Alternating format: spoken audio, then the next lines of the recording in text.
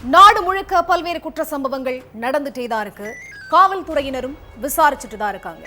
அது மாதிரியான குற்ற சம்பவங்களின் தொகுப்பு தான் நிகழ்தகவு.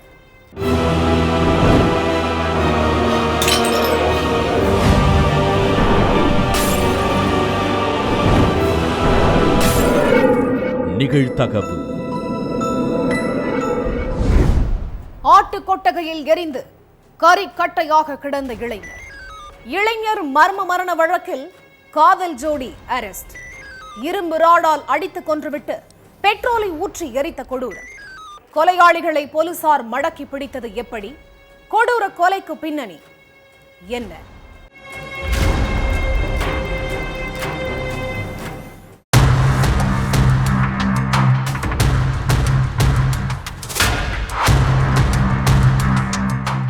நைட்டு ஆட்டு கொட்டகைக்கு தூங்க போன கார்த்திகை காணும்னு வீட்டில் உள்ளவங்கெல்லாம் தேடிட்டு இருந்திருக்காங்க. கொட்டகைக்கு பக்கத்தில் உள்ள ஒருத்தருக்கு கால் பண்ண கார்த்திகேயனோட அப்பா, என் மகன் கொட்டகையில் இருக்கானான்னு பாருன்னு சொல்லியிருக்காங்க. அதுக்கப்புறம் அங்கே போய் பார்த்தா கார்த்திக் பாதி எரிஞ்ச நிலையில சடலமாக கிடந்திருக்காரு. தகவல் தெரிஞ்சு ஆட்டு கொட்டகைக்கு வந்த போலீஸ் கார்த்தியோட சடலத்தை கைப்பற்றி கவர்மெண்ட் ஹாஸ்பிட்டலுக்கு அனுப்பி வச்ச கையோட விசாரணையிலும் இறங்கியிருக்காங்க.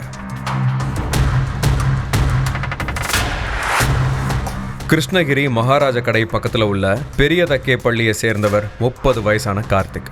வேன் டிரைவரான கார்த்திக்கு கல்யாணமாகி பிரியாங்கிற மனைவியும் ஒரு மகன் ஒரு மகள்னு 2 குழந்தைகளும் இருக்காங்க.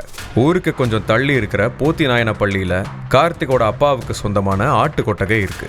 சமீப காலமாவே அந்த ஏரியாவில் ஆடுகள் திருடு போறது அதிகமாயிருக்கு. அதனால கொட்டகையில உள்ள ஆடுகளை யாரும் திருடிடக்கூடாதுங்கிறதுக்காக கொஞ்ச நாளாவே கார்த்திக் நைட்டு கொட்டகைக்கு போய் அங்க உள்ள ரூம்ல தான் தூங்குவாராம். அப்படி ஒரு நாள் தூங்க போனப்பதான் மறுநாள் காலையில் அந்த ரூமுக்குள்ள எரிஞ்ச நிலையில சடலமா கிடந்திருக்காரு கார்த்திக். கார்த்திக் பக்கத்துல அவரோட செல்போன் லேப்டாப்பும் எரிஞ்சு கிடந்திருக்கு. அதனால செல்போனையோ இல்ல லேப்டாப்பையோ சார்ஜ் போட்டப்ப மின்கசிவு ஏற்பட்டு ஃபயர் ஆகிருக்குமோன்னு போலீஸ் முதல்ல சந்தேகப்பட்டாங்க. ஆனா கார்த்திக் படுத்திருந்த கட்டில் மட்டும்தான் தீயில எரிஞ்சு நாசமாயிருக்கு. கட்டில், செல்போன், லேப்டாப் தவிர ரூம்ல வேற எங்கேயுமே தீ பரவல. தீ விபத்து ஏற்பட்டிருந்தா ரூம் ஃபுல்லாவுமே தீ பரவிருக்குமே, அது எப்படி கட்டில் மட்டும் தீயில எரிஞ்சு சாம்பல் ஆயிருக்குன்னு போலீஸ்க்கு ஒரு டவுட் வந்திருக்கு. போலீஸோட சந்தேகத்துக்கு மேலும் வலு சேர்க்கிற மாதிரி போஸ்ட்மார்ட்டம் ரிப்போர்ட்லயும் ஒரு அதிர்ச்சி தகவல் இருந்திருக்கு. அதாவது கார்த்திகோட உடல் மேல ஏதோ ஒரு ரசாயனத்தை ஊத்தி அதுக்கப்புறம் தீ வச்சு கொளுத்தி இருக்கிறதா போஸ்ட்மார்ட்டம் ரிப்போர்ட்ல குறிப்பிடப்பட்டிருந்துச்சு.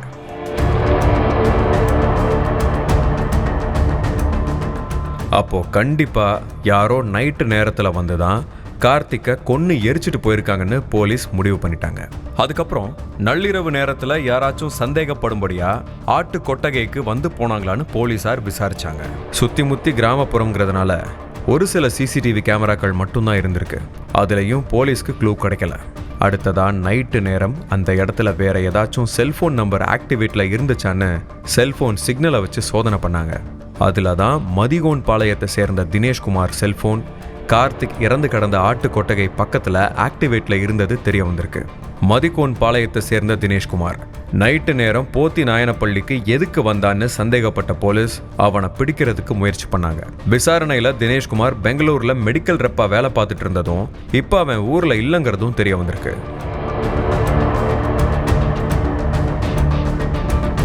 போலீஸ் தேடுறது தெரிஞ்ச தினேஷ்குமார் தலைமறைவாகிட்டான். சம்பவம் நடந்த அன்னைக்கு தினேஷ்குமார் செல்போன்ல இருந்து ஒரு நம்பருக்கு மட்டும் பல முறை கால் போயிருக்கு. அந்த நம்பர் யாரோடதுன்னு பார்த்தா அது பக்கத்து ஊரான பழையூரை சேர்ந்த புவனேஸ்வரியோட நம்பருங்கிறது தெரிய வந்திருக்கு. அதுக்கப்புறம் புவனேஸ்வரியை பிடிச்சு போலீஸ் விசாரணை பண்ணியிருக்காங்க. அதுல தினேஷ்குமாரும் புவனேஸ்வரியும் காதலர்கள்ங்கிறது தெரிய வந்திருக்கு. இதுக்கு இடையில ராயக்கோட்டை சாலையில உள்ள ஒரு மெடிக்கலுக்கு வந்த தினேஷ்குமாரை போலீஸ் மடக்கி பிடிச்சு அரெஸ்ட் பண்ணிட்டாங்க. அதுக்கப்புறம் அவங்க கிட்ட விசாரணை நடத்தினாங்க. நைட்டு நேரம் ஆட்டு கொட்டகை கிட்ட எதுக்கு போனேன்னு கேட்டதுக்கு நான் அந்த வழியா சும்மா போனேன், மத்தபடி எனக்கு வேற எதுவும் தெரியாதுன்னு சொல்லியிருக்கான். ஆனா போலீஸோட கிடுக்குப்படி விசாரணையில தான் எல்லா உண்மையும் வெளியே வந்திருக்கு. கார்த்திக்கும் புவனேஸ்வரியும் பக்கத்து ஊர்க்காரங்க. அப்படி 2 பேருக்கும் இடையில பழக்கம் ஏற்பட்டு நாளடைவில் அது காதலா மாறி இருக்கு. ஆனா இவங்க காதல் கல்யாணத்துல முடியல. கார்த்திக் பிரியாவை கல்யாணம் பண்ணிட்டு 2 குழந்தைங்களோட வாழ்ந்துட்டு இருக்காரு. இதுக்கு நடுவுல புவனேஸ்வரி தான் கூட காலேஜ்ல ஒன்னா படிச்ச தினேஷ்குமாரை லவ் பண்ணியிருக்காங்க. இந்த நிலையில கார்த்திக் புவனேஸ்வரி செல்போன் நம்பருக்கு கால் பண்ணி அடிக்கடி தொந்தரவு செஞ்சதா சொல்லப்படுது. உங்களுக்கு கல்யாணமாகி குழந்தைங்க இருக்காங்க, நானும் வேற ஒருத்தரை லவ் பண்ணுறேன், இதுக்கப்புறமும் நம்ம பேசி பழகிறது சரியா இருக்காதுன்னு புவனேஸ்வரி சொன்னதாகவும், ஆனால் அதை கேட்காம கார்த்திக் ஃபோன் பண்ணியும் மெசேஜ் பண்ணியும் தொடர்ந்து டார்ச்சர் பண்ணதாகவும் சொல்லப்படுது.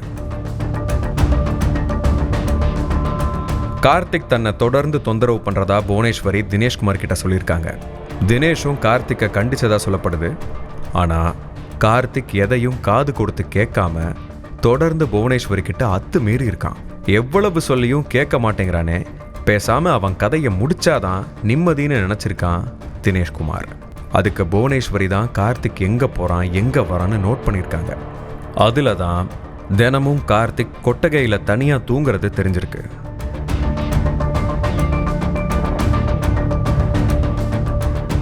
அப்போ கொட்டகையில வச்சு கதையை முடிக்கிறது தான் நல்லதுன்னு நினைச்ச தினேஷ்குமார் நடு ராத்திரி 2 மணிக்கு கொட்டகைக்கு போய் கட்டில்ல படுத்திருந்த கார்த்திக்கை இரும்பு ராடாலே அடிச்சு கொண்டிருக்கான். யாருக்கும் சந்தேகம் வரக்கூடாது, கைரேகை எதுவும் பதிஞ்சிடக்கூடாதுங்கிறதுக்காக கார்த்திக் மேலையும் பக்கத்துல இருந்த செல்போன் லேப்டாப் மேலையும் பெட்ரோலை ஊத்தி கொளுத்திட்டு அங்கிருந்து பைக்ல தப்பிச்சு போயிருக்கான்.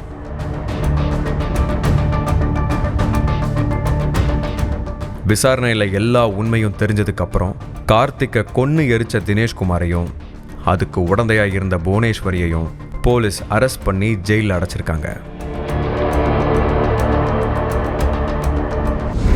வயிறு வலியால் கதறி எழுத 9ஆம் வகுப்பு மாணவி, பதறி அடித்துக் கொண்டு மகளை மருத்துவமனைக்கு அழைத்துச் சென்ற பெற்றோர், மருத்துவர்கள் கூறியதை கேட்டு அதிர்ச்சியில் உறைந்த தந்தை, உயிருக்கு உயிரான நண்பனே மகளை பாலியல் வன்கொடுமை செய்த கொடூரம், மகளை சீரழித்த அரக்கனுக்கு உடந்தையாக இருந்த சிறுமியின் தாய், குற்றவாளி பிடிபட்டானார்.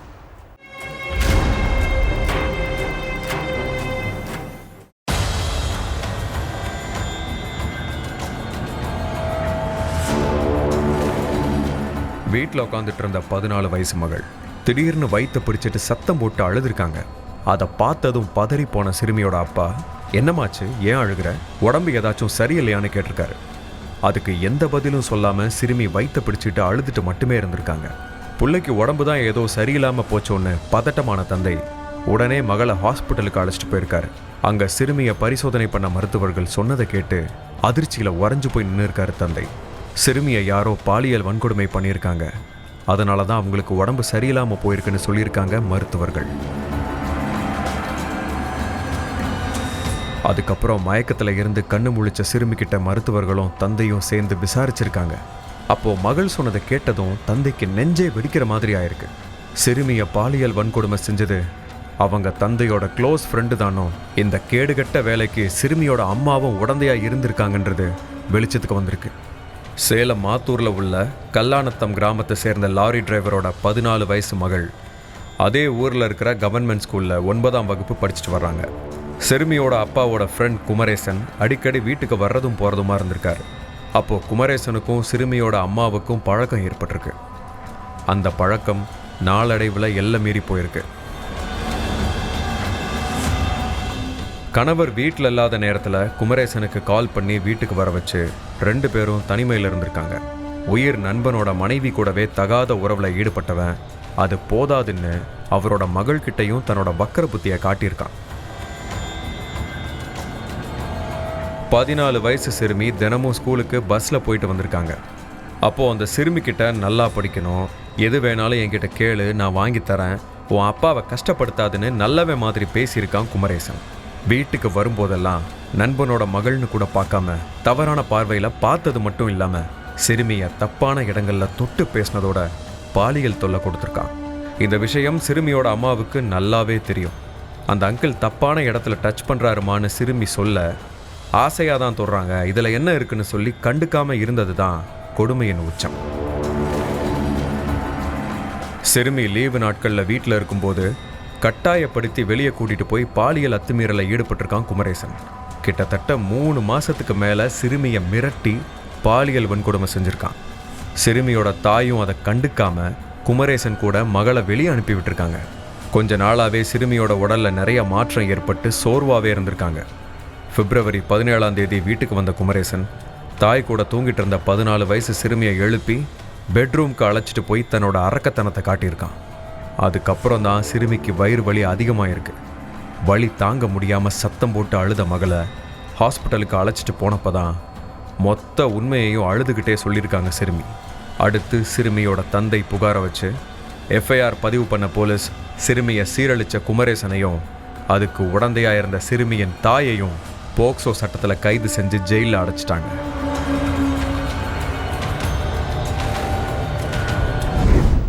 சுத்தியலை எடுத்து மகனை அடிக்க பாய்ந்த தந்தை, அதே சுத்தியலை பறித்து தந்தையின் கதையை முடித்த மகன். மங்களகரமான வீட்டில் மர்டர் நடந்தது ஏன்? தந்தையை கொல்லும் அளவிற்கு மகனின் கண்ணை மறைத்தது எது? பின்னணி என்ன?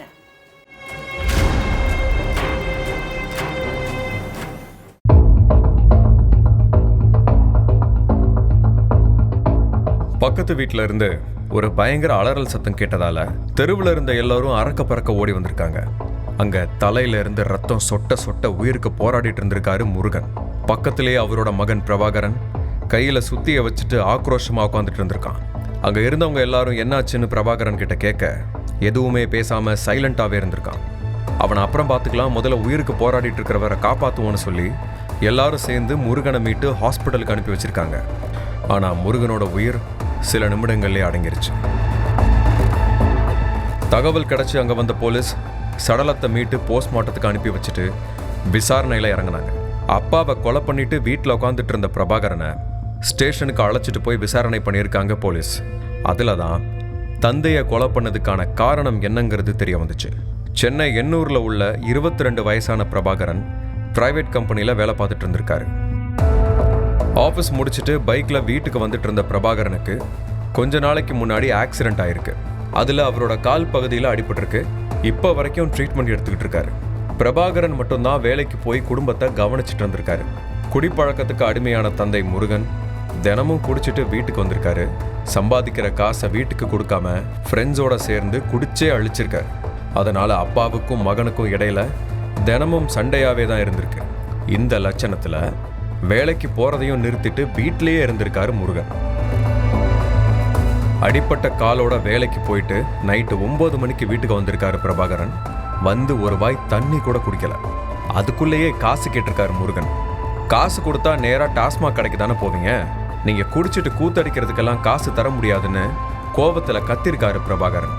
சம்பாதிக்கிற திமிர்ல பேசுறியாடா, நான் கஷ்டப்பட்டு சம்பாதிக்கலாம்னா நீ படிச்சு இப்படி வேலைக்கு போயிருக்க முடியாதுன்னு பதிலுக்கு முருகனும் கத்தியிருக்காரு. இப்படியே 2 பேருக்கும் நடுவுல பயங்கர வாக்குவாதம் ஏற்பட்டிருக்கு. 2 பேரும் மாறி மாறி கத்திட்டு இருந்திருக்காங்க. ஒரு கட்டத்துல கோவப்பட்ட முருகன் கீழே கடந்த சுத்தியலை எடுத்து பிரபாகரனை அடிக்க பாஞ்சிருக்காரு. அப்ப என்னையவே கொல்ல பாக்குறீங்களான்னு ஆத்திரமடைஞ்ச பிரபாகரன் அப்பா முருகன் கிட்ட சுத்தியலை பிடுங்கி அவரோட தலையிலேயே ஓங்கி அடிச்சிருக்காரு.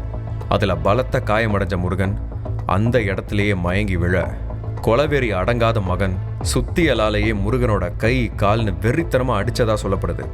அடுத்த ஒரு சில நிமிஷத்திலேயே முருகன் துடிதுடிச்சு இறந்துட்டார். இந்த அத்தனை உண்மைகளும் போலீஸ் விசாரணையில தெரிய வந்திருக்கு. அதுக்கப்புறம் பிரபாகரன் மேல கொலை வழக்கு பதிவு பண்ண போலீஸ் அவனை நீதிமன்றத்தில் ஆஜர்படுத்தி சிறையில் அடைச்சிட்டாங்க. காய்கறி வெட்டும் கத்தியால் மனைவியின் கழுத்தை அறுத்து கொன்ற கணவன். ஆத்திரம் தீராமல் தலையில் அம்மிக்கல்லை தூக்கி போட்ட கொடூரன். தலை முகம் சிதைந்து இரத்த வெள்ளத்தில் துடிதுடித்து இறந்த மனைவி. கணவனை மனைவிக்கு யமனானது ஏன்? பின்னணி என்ன?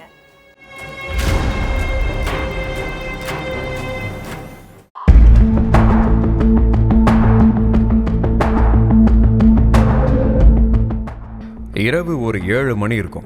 தெருவில் எல்லாரும் நடந்து போயிட்டு இருந்திருக்காங்க. டியூஷன் போன பசங்களும் ஜாலியாக ஃப்ரெண்ட்ஸோட சிரிச்சு பேசிக்கிட்டே நடந்து போயிட்டு இருந்திருக்காங்க. அப்போ அந்த தெருவில் உள்ள ஒரு வீட்டுக்குள்ளே இருந்து இளம் பெண் கத்துற சத்தம் கேட்டிருக்கு. உடனே ரோட்ல போயிட்டு இருந்த ஸ்கூல் பசங்க பெரியவங்கன்னு எல்லாரும் ஓடி போய் பார்க்க அங்க இருந்த இளம் பெண்ணை இளைஞன் ஒருத்தன் கத்தியால கழுத்தை அறுத்துட்டு இருந்திருக்கான். அதை பார்த்து கொலை நடுங்கி போனவங்க இளம் பெண்ணை காப்பாற்ற பார்த்துருக்காங்க.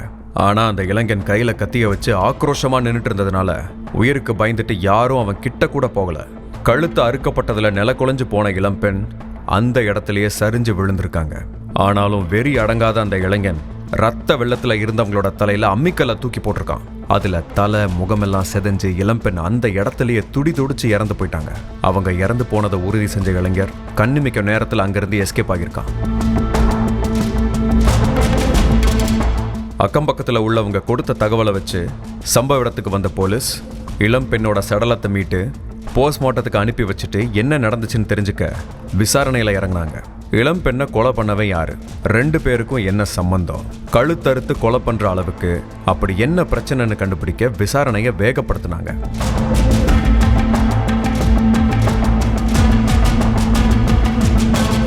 முதல் கட்ட விசாரணையில இளம் பெண்ணை கொலை பண்ணவன் வேற யாரும் இல்ல, அவங்களோட கணவன் அருண் பாண்டியன் அப்படிங்கிறது தெரிய வந்திருக்கு.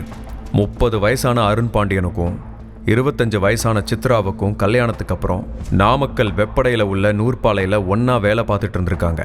சித்ரா திருமணத்துக்கு முன்னாடி ஒருத்தரை காதலிச்சதா சொல்லப்படுது. ஆனா சித்ராவுக்கு அவங்க காதலிச்சவரோட கல்யாணம் நடக்காம அருண் பாண்டியனை கல்யாணம் பண்ணியிருக்காங்க. இந்த நிலையில தன்னோட அம்மா வீட்டுக்கு சித்ரா போனப்ப எக்ஸ்லவரை பார்த்து பேசினதாகவும் அது மட்டும் இல்லாம தினமும் செல்போன்ல அவர்கிட்ட பேசிட்டு இருந்ததாகவும் சொல்லப்படுது.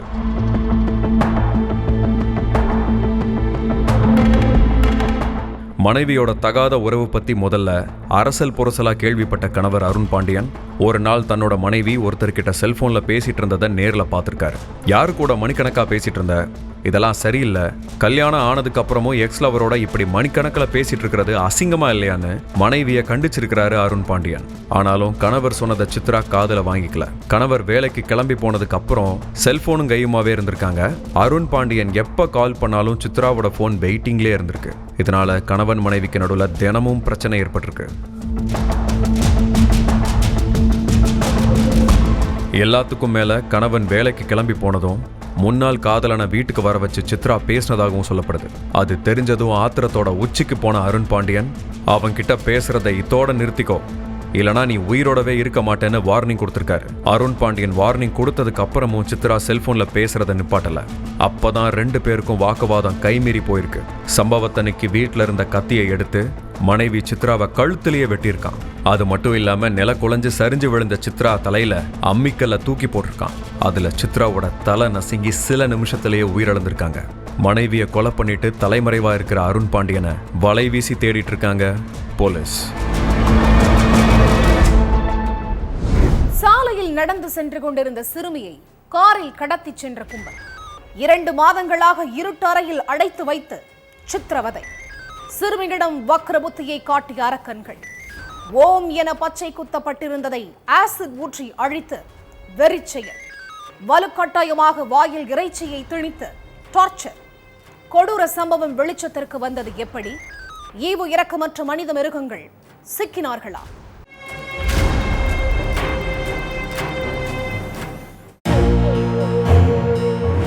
வீட்டு பக்கத்துல இருக்கிற தையல் கடைக்கு தைக்க கொடுத்த துணியை வாங்குறதுக்கு பிள்ளைய அனுப்பணுமே, இன்னும் ஆளை காணுமேன்னு 14 வயசு சிறுமியோட பெற்றோர் கடைக்கு போய் கேட்டிருக்காங்க. கடையில இருந்த டெய்லர் பாப்பா காலையில இருந்து கடைக்கு வரவே இல்லைன்னு சொல்லியிருக்காரு. இதை கேட்டு துடிச்சு போன பெற்றோர் சிறுமியை தேடி தெருவா அலைஞ்சிருக்காங்க. எங்க தேடியும் சிறுமி கிடைக்கவே இல்லை. இதுக்கு மேலேயும் லேட் பண்ண வேண்டாம், உடனே போலீஸ்ல கம்ப்ளைண்ட் கொடுத்துருவோன்னு முடிவு பண்ணி நேரா ஸ்டேஷனுக்கு போய் கம்ப்ளைண்ட் கொடுத்துருக்காங்க. எஃப்ஐஆர் ஃபைல் பண்ண போலீஸ் காணாம போன சிறுமியை தீவிரமா தேட ஆரம்பிச்சிருக்காங்க.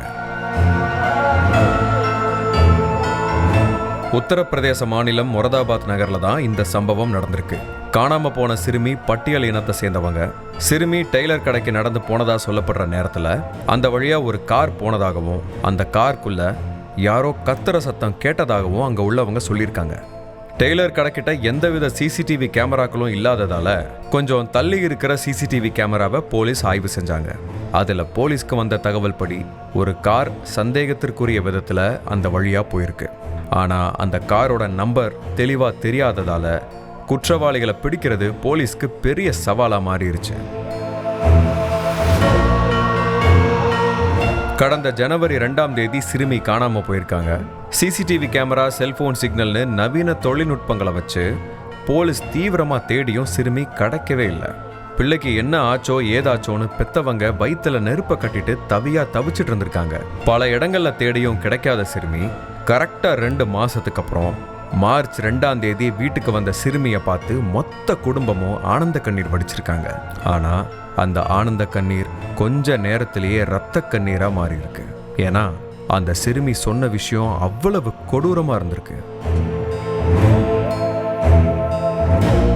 டெய்லர் கடைக்கு போயிட்டு இருந்தப்ப ஒரு கார்ல வந்த 4 பேரு தன்னை பிடிச்சு இழுத்து கார்ல ஏத்தி கடத்திட்டு போயிட்டதாகவும், அதுக்கப்புறம் ஏதோ ஒரு இருட்டு அறையில அடைச்சு வச்சு 4 பேரும் மாறி மாறி பாலியல் வன்கொடுமை செஞ்சு சித்திரவதை பண்ணதாகவும் கதறி அழுதுருக்காங்க. ரூமுக்குள்ள அடைச்ச கொஞ்ச நேரத்திலேயே ஏதோ மயக்க மருந்தை கொடுத்து மயக்கமடைய செஞ்சுட்டாங்கன்னோ ரொம்ப நேரத்துக்கு அப்புறம் தான் சுய நினைவே வந்ததாகவும் சொல்லியிருக்காங்க. அந்த சிறுமியை இருட்டறைக்குள்ள கைய காலை கட்டி போட்டு அடைச்சு வச்சுட்டு அந்த கும்பல் கதவை பூட்டிட்டு போயிருக்காங்க. அடுத்து அப்பப்ப ரூமுக்கு வந்து 4 பேரும் சிறுமியை மாறி மாறி செதைச்சு சின்னாபின்னமாக்கியிருக்காங்க. சிறுமியும் அவங்க குடும்பமும் ஆன்மீகத்துல ரொம்ப ஈடுபாடு உள்ளவங்க. அதோட பிரதிபலிப்பா சிறுமி தன்னோட கையில ஓம்னு பச்சை குத்தி இருந்திருக்காங்க. சிறுமியை கடத்திட்டு போன 4 பேருமே வேற மதத்தை சேர்ந்தவங்கன்னு சொல்லப்படுது. சிறுமியோட கையில ஓம்னு பச்சை குத்தப்பட்டிருந்ததை பார்த்து, இதென்ன ஓம்னு குத்திருக்க, இப்படியெல்லாம் குத்தக்கூடாது, கையை கொடுன்னு சொல்லி கையில ஆசிட ஊத்திருக்காங்க. ஆசிட் ஊத்துனதுல வலியில கதறி இருக்காங்க சிறுமி. அப்போ ஒரு துணியால சிறுமியோட வாயை இறுக்கமா கட்டிட்டு ஓம்னு பச்சை குத்தி இருந்தது முழுசா அழியிற வரைக்கும் ஆசிட ஊத்திக்கிட்டே இருந்திருக்காங்க அந்த கொடூர அரக்கன்கள்.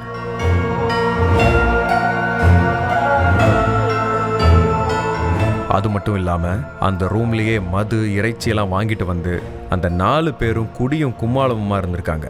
மது போதையில இருக்கும் போதெல்லாம் சிறுமியை மாறி மாறி வன்புணர்வு செஞ்சு சித்திரவதை பண்ணியிருக்காங்க. அந்த சிறுமி இறைச்சி சாப்பிடாத குடும்பத்தை சேர்ந்தவங்கிறத தெரிஞ்சுக்கிட்ட அந்த கும்பல் சிறுமியோட வாயில இறைச்சியை வலுக்கட்டாயமா திணிச்சு அதை சாப்பிட சொல்லி கொடுமைப்படுத்தியிருக்காங்க. எப்படியோ அந்த கொடூரன்கள் கிட்ட இருந்து தப்பிச்சு வந்த சிறுமி அம்மா அப்பா கிட்டையும் போலீஸ் கிட்டையும் தனக்கு நேர்ந்த கொடுமைய கண்ணீரோட சொல்லியிருக்காங்க. விசாரணையில சிறுமியை கடத்திட்டு போய் சித்திரவதை பண்ணது சல்மான், ஜுபைர், ரஷீத், ஆரிஃப் அப்படிங்கிற 4 பேருங்கிறது தெரிய வந்திருக்கு.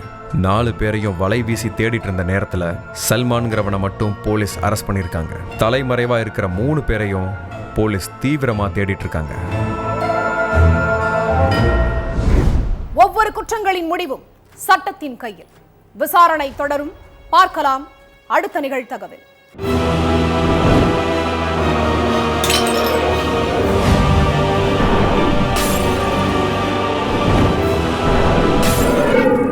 நிகழ்தகவு.